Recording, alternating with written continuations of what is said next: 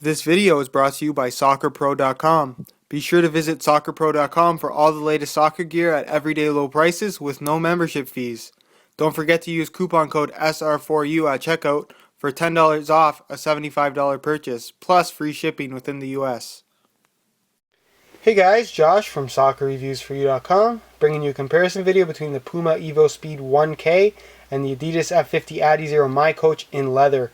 Reason I am comparing these two shoes is the Puma evoSPEED 1K is the latest and greatest as far as ultra lightweight leather shoes, and the adizero miCoach in leather is easily probably one of the most popular, not only speed boots on the market, but one of the most popular shoes period on the market, while still being that ultra lightweight leather shoe.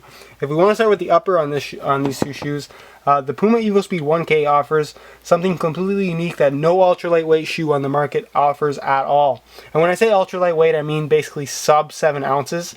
And it offers an extremely high quality kangaroo leather upper. Nothing really comes close in providing such a good quality leather, as well as providing such a good amount of quality leather. You can see the whole forefoot toe area is kangaroo leather, as well as running up and down the sides of the laces here, which again is a big deal as far as the overall feel that you're going to get on this shoe when touching the ball on multiple areas of the foot. You also get a leather tongue, which again, same thickness as the rest of the upper, and again, offers a fantastic feel. The leather on this particular shoe is fantastic. It's not that super thin leather that we have on the Puma King Finale SL, which again is a shoe that I really did like, and I compared to a more premium kind of classic heritage shoe. But I have to say that the evoSPEED 1K provides a better feel if you're looking for something that is more reminiscent of a heritage shoe or something more classic like a Puma King Finale. The leather is just a little bit thicker, a little bit softer, and just feels really, really nice on the ball. You can see again how soft this is. This is a well broken in shoe, and it's just extremely soft. The shoe does a really great job of molding to your foot and feels fantastic. You're also going to notice that it does have somewhat of that anatomical toe shape that the V series has had from Puma, but it's definitely not as crazy this time around. It's something that's going to be more normal feeling for most people, especially after break-in. The shoe's going to take the shape of your foot rather than being that kind of triangular toe thing that a lot of people really didn't like. They also do seem to fit true to size now, so instead of having that crazy sizing that the V series did have, I wore my regular size 9 in this particular shoe. They fit great right out of the box, and they molded to my foot perfectly, and you can definitely go with your regular size if you are looking to order these particular shoes. You can see that they do cut off into synthetic right at the Puma logo, and you have this synthetic leather on both sides, again on the instep as well.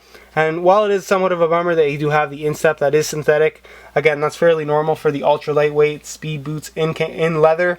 The synthetic leather that they did use on this particular shoe is reminiscent of the kangaroo leather in that it's the same thickness, so there's not a huge difference in feel when you do touch the ball here as opposed to the leather section on the shoe, which is definitely good. It gives the shoe a more uniform feel, which is definitely important and something that I always look for when you do go from two different materials on an upper. If we want to talk about a little bit about the F50 here, I'm sure you guys have heard me talk about this. If you have been a subscriber for a little while, you do have a calfskin leather upper on the front here. While there's definitely not as much leather on this particular shoe as the evoSPEED, the leather that is here is fairly good quality, and again, it's a good thickness for a lightweight shoe. It's not that super thin material, super thin leather that you are seeing on a lot of these ultra lightweight leather soccer shoes. So I definitely applaud it for allowing for a pretty thick leather. You also do get the leather tongue. The problem for me is that it seems to have somewhat of an off shape. The toe box is a little bit big. If you do have a wider foot, the adizero is definitely going to be one of the better shoes for you, and does have a bigger toe box. Again, sizing can be an issue. I wore a size 9 for a review, and they definitely fit fine right out of the box, but after the leather does tend to stretch quite a bit, I would definitely recommend going down a half a size. Again, if you want to check out some of these details as far as the fit goes, there's a full written review. There'll be a link in the description, so go ahead and check that out. The leather front cuts off into this very thin synthetic. So again, where I talked a little bit about balance on a shoe, the adizero does have somewhat of an unbalanced feel, in that the touch on the leather section on the front here is going to be fairly different as far as touching the ball on the instep on this thin synthetic. Again, a lot of people do like this particular feel, and it's definitely not something that bothers me a ton, but I definitely prefer there to be a more uniform feel throughout the shoe. Again, full leather tongue, which is definitely nice, And the overall fit of the shoe is pretty good as well. Again, if you're a wider footed player, the adizero is probably going to be better for you. But if you do have a narrower foot, or not a particularly wide foot, I guess you could say, the evoSPEED is definitely going to be okay, and it's going to stretch your foot really nicely. Overall, I have to say, in terms of fit and feel, I did prefer the evoSPEED simply because it's a little bit more comfortable. It's also a super flexible shoe. If you look at these, the Soleplate here, you have this hollowed out zone, not hollowed out, thinned out zone in this X area here. They call it Duo Flex, and it really offers a really flexible sole plate, which is somewhat unusual for pretty much any soccer shoe now. Even the carbon fiber soles we see coming from Nike, they're not super flexible. They're really stiff, which a lot of people do like. I personally like it as well, but they're not as flexible as this, which makes for a really comfortable kind of running feel when you do run in these particular shoes. You notice that the adizero sprint frame is also plastic, and it appears to be fairly flexible, but if you actually do flex it, it does have kind of a restricted flex point, where this one really does flex all the way through really nicely while still providing that stiffness while bending backwards for shooting, which again is important. I definitely would say the sprint frame's a little bit stiffer in terms of flexing it backwards, but again, there's not a huge difference here. And if your foot fits in the shoe really good like it does in the evoSPEED, it's really not going to be an issue for you. You do get the suede heel liner in the evoSPEED as well, which again, you don't get in the adizero. You do get a synthetic leather. I overall found the fit of the evoSPEED just to be a little bit better, and it molded to your foot a little bit more nicely. Maybe that's because I don't have as wide of a foot. If you do have a wider foot, I definitely do think the adizero is going to be more suited towards your foot, and it's going to fit you a little bit better. If we wanted to talk about the sole plate and stud patterns, you can definitely see that the new stud pattern and sole plate from, not the stud pattern, but the sole plate from the evoSPEED is very reminiscent of the sprint frame from Adidas, and for good reason, simply because it's a really successful sole plate. You can see it's that one piece heel counter sole kind of thing. You do have cutouts in the heel counter. There's actually nothing here, which is kind of definitely not as great as the adizero, simply because you're not going to have that really protection in the back of the heel, but it's still going to provide that same solid feel, which is definitely good. It's not going to compromise any kinds of lateral stability. And the sole, again, this is probably a thinner plastic than the actual adizero, but if you want to talk about the stud pattern here, this is a completely new design stud pattern from Puma. You have, in the forefoot anyways, you have these conical studs all throughout, kind of in somewhat random places, and then you do have these two blade kind of teardrop shaped studs right under the forefoot. Then of course you have the blade studs in the heel as well. I found the stud pattern to be more suited to firm ground, definitely. You can definitely get away with using them on hard ground, but keep in mind the sole is fairly thin, so there could be some stud pressure issues if you are wearing them on super hard ground. That goes the same for pretty much the adizero as well, simply because the soles are so thin. It's a stud pattern that is going to be suitable for turf, but I definitely wouldn't recommend using the evoSPEED on turf, simply because the upper is just too soft and it really does not handle turf well. If you really want to wreck your shoe, I would definitely recommend wearing it on turf, but if you're looking to keep your shoe pretty nice, I would definitely stay away from turf with the evoSPEED.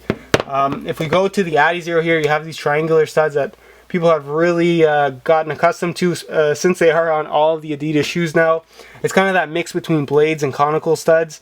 And overall, people do like them. They're a little bit longer than your standard firm ground stud pattern. Again, more suited towards firmer to softer ground. If you are going to be using those on hard ground, they don't tend to dig in as much, and they might be a little bit too high. Again, not a shoe that you definitely can get away with using it on turf, but again, the studs are a little bit long, and again, the leather front is definitely not suited well for turf, especially if you're looking for a shoe to last you at least a season. Not a shoe that I would recommend to use on turf at all. As far as weight goes, these are considered to be some of the only ultra lightweight leather speed boots on the market, and when I say ultra lightweight, it generally means 7 ounces or under, and these definitely push that limit. Keep in mind these are both size 9 US, and they're both used pairs, so the weight can vary a little bit from being brand new in the box, but again, it's a more accurate display of what they actually weigh. I'm going to weigh them in real time for you guys. This is the adizero, and as you can see, it weighs in at 6.9 ounces, just under that 7 ounce mark. I'm not entirely sure what the listed weight is, but again, that really doesn't matter because I'm showing you what it actually does weigh. If we do put the evoSPEED on the scale, again, in your hands, these two shoes feel pretty much identical in terms of weight. We throw the evoSPEED on the scale, and it weighs in at 7 ounces exactly. So 0.1 ounces of a difference, which again, is pretty much nothing. That's the equivalent. That's lighter than a pair of laces. It really doesn't. It's literally nothing, if that makes sense. So there you go, guys. That's kind of a comparison between these two shoes. I know you guys like to see me kind of pick my favorite here, and I definitely have to go with the evoSPEED in this particular situation, simply because the leather quality of the upper is just fantastic. It fits really well. The sole plate's really nice. The stud pattern's pretty good as well. But I really do like the overall fit and feel of the evoSPEED in comparison to the adizero. Not to say that the adizero is a bad shoe, but definitely doesn't fit my foot as well as the evoSPEED does. Again, if you have a wider foot, then definitely the adizero is probably something you want to look at as opposed to the evoSPEED. But if you're one of those regular foot, not too wide of a foot, the evoSPEED is definitely one of those shoes to look out for, especially considering it is a brand new shoe. It's a really great shoe. I do like it a lot, and Puma's definitely done a good job with that particular shoe. Again, if you want to check out the full written review for both of these shoes, the adizero miCoach leather is already up. So if you do want to check out that full written review, high quality pictures, as well as buy it now links with the best prices online, there'll be a link in the description to check that out. The evoSPEED 1K is currently in the process of being reviewed. Expect to see a full written review up in about a week or so, guys.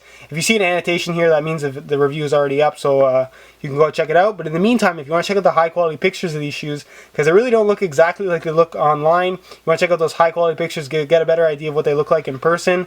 That link will be in the description right to the review page for that. There will also be buy it now links with the best prices online. So if you want to check that kind of stuff out, there'll be links in the description for you to check that out. And any questions you guys have, go ahead and leave a comment down below related to the video, and I'll try to get an answer to you guys.